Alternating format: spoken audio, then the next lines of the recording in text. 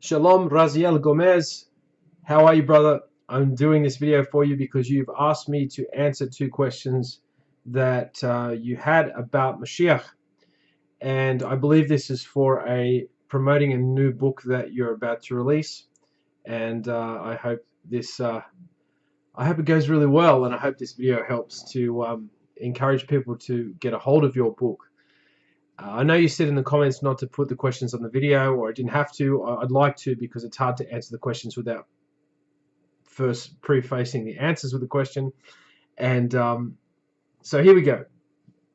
Question number one was, what would the birth of Mashiach have been like? Now, I assume that you are referring to what would have been like for Miriam and Yosef, or what would have been like in general.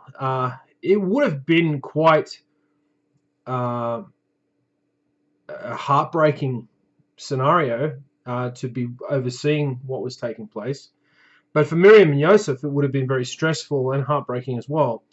Number one, Miriam was heavily pregnant, and women giving birth in those times was a certain brush with death. It was dangerous for the mother about to give birth and for the newborn. And traveling at a time when she was so close to giving birth would have just been, dangerous. And it just goes to show you that the compliance that Miriam and Yosef had to the occupying power of the day, being that of Rome, adhering to the census by coming to the town of Beit Lechem, which was the house of bread, the city that King David was also born in. And so there's something interesting about that, because in this day and age, with a lot of people turning on the government and being very anti-government, we can see that they're, in the course of this miraculous event, the birth of Mashiach, they were obeying the laws of the land, which is very interesting. And it was stressful because they couldn't find accommodation, and essentially they had to, Yeshua was given birth to in an animal shelter, and he was laid in a manger, which sounds nice, but essentially it was a feeding trough for animals.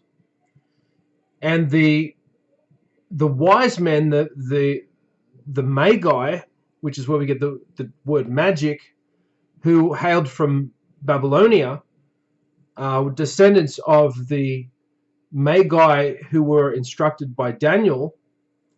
When he came to prominence and power in Babylonia, they were sorcerers, and he taught them the Torah. He taught them the true foundation of the arts, of the false art that they practiced. And these were descendants from those students of Daniel.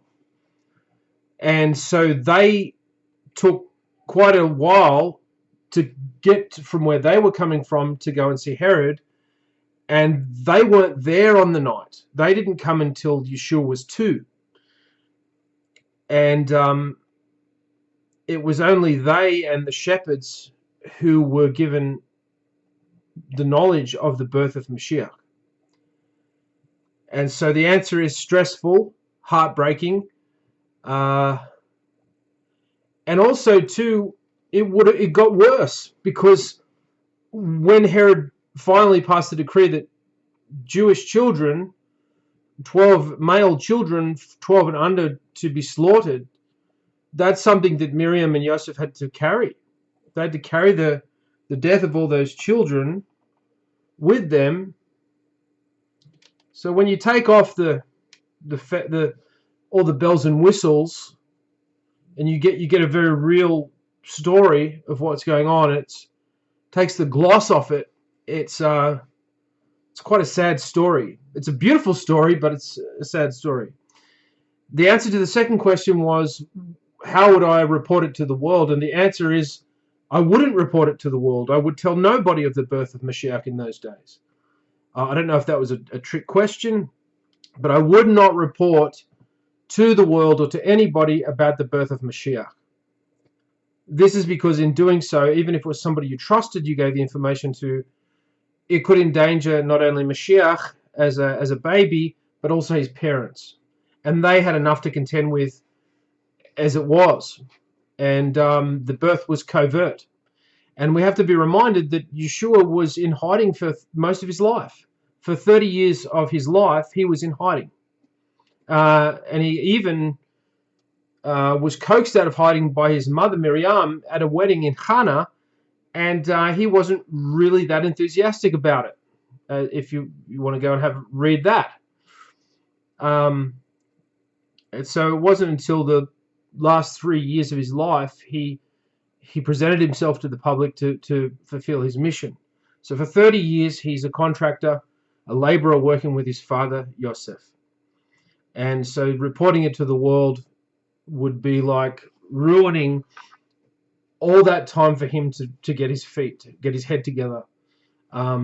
Because all the righteous Zadokim, they have to be anonymous initially to learn humility and to learn to be a nobody. That's essentially the whole idea. That's why you read in Jewish literature, the rabbis, the sages, a lot of them, they go into hiding and they hide their identities because they don't want to get the glory, they don't want to get the honor of anything they're doing.